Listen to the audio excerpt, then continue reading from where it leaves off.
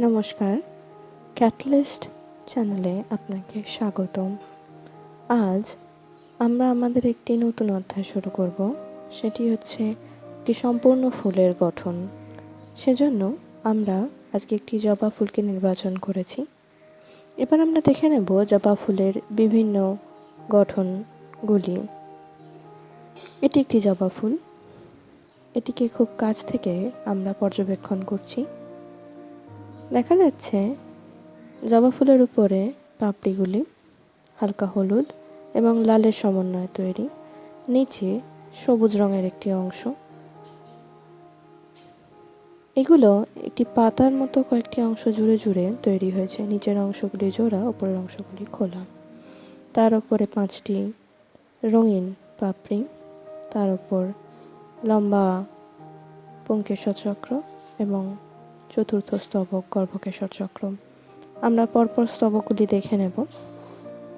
তার আগে আমরা বোঁটায় ধরে ফুলটিকে ওপরের দিক থেকে একবার, তারপর নিচের দিক থেকে একবার দেখব। ফুলের গঠনটি অনেকটি ঘণ্টাকৃতি, সবুজ রঙের অংশটিও ঘণ্টাকৃতি। এবার একটি ম্যাগনিফাইং গ্লাস নিয়ে আমরা খুব কাছ থেকে দেখব, পর্যবেক্ষণ করব। পাপড়িগুলির খাঁজ কাটা এবং ওপরের তল অমসৃণ। এগুলি তাদের হাওয়ার আঘাত থেকে রক্ষা করতে সাহায্য করে ফুলকে। নিচের সবুজ অংশটি দেখতে পাচ্ছি, সেটি কতগুলি পাতার মতো অংশের সমন্বয়ে গঠিত। এবারে আমরা আরও ভালোভাবে পর্যবেক্ষণ করার জন্য ফুলটিকে দেখছি।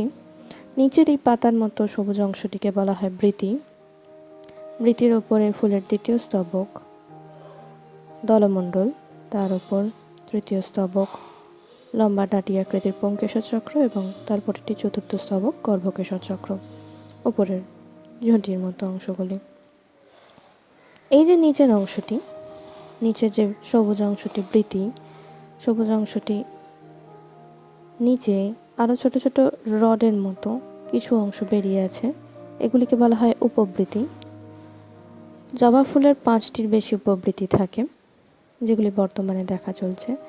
আমরা একটু ভালোভাবে উপবৃতিগুলি দেখে নেব। দেখছি যে উপবৃতিগুলিও সবুজ, অর্থাৎ ক্লোরোফিলযুক্ত এবং সালোক সংশ্লেষে অংশগ্রহণ করেন।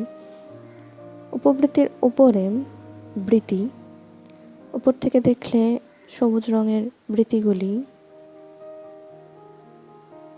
ঘণ্টার মতো এবং ফুলের দ্বিতীয় স্তবককে ধরে রেখেছে, অর্থাৎ রক্ষা করেছে। এবার আমরা ফুলের বিভিন্ন অংশগুলি দেখার জন্য একটি ধারালো ব্লেড দিয়ে চিড়ে নেব ফুলটিকে।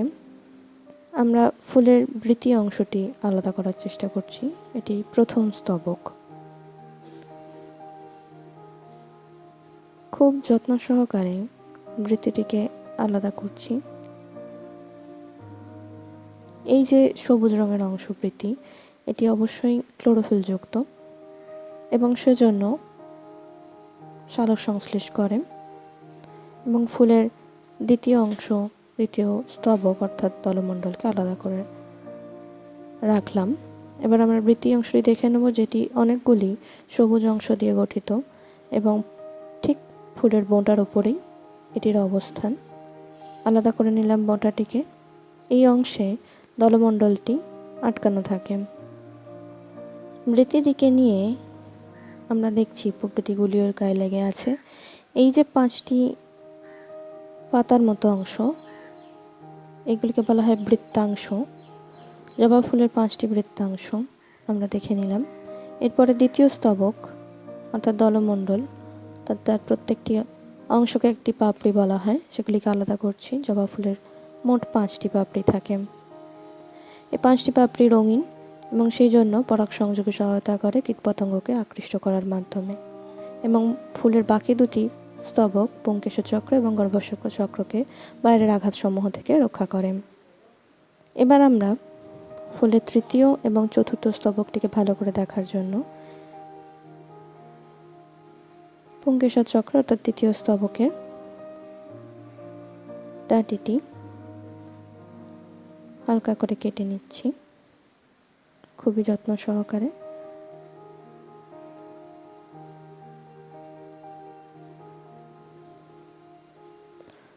পুংদণ্ডগুলি একসঙ্গে যুক্ত হয়ে একটি সিলিন্ড্রিকাল বা রড আকৃতির গঠন তৈরি করে, যার মধ্যে দিয়ে গর্ভকেশর চক্রটি সোজা উপরের দিকে উঠে যায়। আমরা গর্ভকেশর চক্রের নিচের অংশটি আলাদা করলাম পুংকেশর চক্র থেকে। আমরা দেখতে পাচ্ছি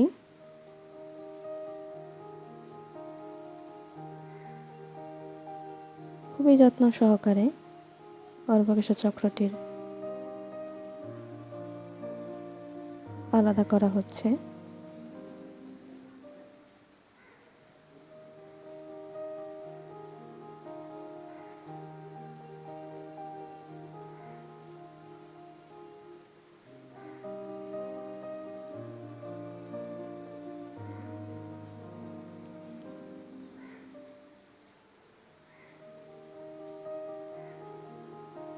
গর্ভকেশর চক্রটিকে আমরা আলাদা করে নিলাম, এই যে দেখতে পাচ্ছি লম্বা অংশ। এবার আমরা ফুলের তৃতীয় স্তবক অর্থাৎ পুংকেশর চক্রটিকে গভীরভাবে পর্যবেক্ষণ করব এবং এর অংশগুলি দেখে নেব। লম্বা যে মোটার মতো অংশ, এটি হচ্ছে পুংদণ্ড। পুংদণ্ডগুলি একসঙ্গে যুক্ত অবস্থায় থাকে এবং এর ঠিক উপরে পুংদণ্ডগুলির ঠিক মাথায় এই যে হলুদ রঙের স্ফীত অংশগুলি, এগুলো হচ্ছে পরাগধানী। তার মধ্যে পরাগ থাকে, পরাগথলি থাকে। পরাগথলির মধ্যে গুঁড়ো গুঁড়ো পরাগ থাকে। পরাগ মিলনের জন্য এটি অত্যাবশ্যকীয়। এই যে লম্বা দণ্ডটি, এটি পুংদণ্ড একসঙ্গে মিলে গঠিত হয়। জবা ফুলের অসংখ্য পুংকেশর এর পুংদণ্ড মিলে গঠিত করে এই দণ্ডটি, ফাঁপা এটি। এর উপরেই ঠিক আছে এই যে হলুদ রঙের পরাগধানীগুলির ভেতরে পরাগথলি, এবং পরাগথলি কোনোভাবে ফেটে গেলেই আমরা পরাগ বের করে নেব। এবার যে আমরা দেখছি এই যে হলুদ রঙের, এগুলো হালকা করে পিষে দিলেই হলুদ রঙের গুঁড়ো পরাগ হাতে লেগে যায়। এটি হচ্ছে পরাগ।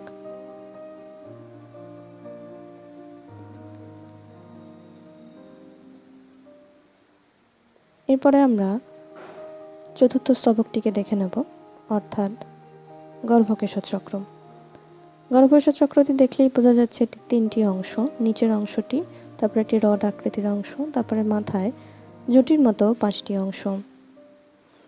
এগুলোকে বলা হয় গর্ভমুণ্ড। এই গর্ভমুণ্ড জবা ফুলের 5টি, তারপরে লম্বা গর্ভদণ্ড এবং নিচের অংশটি হচ্ছে গর্ভকোষ।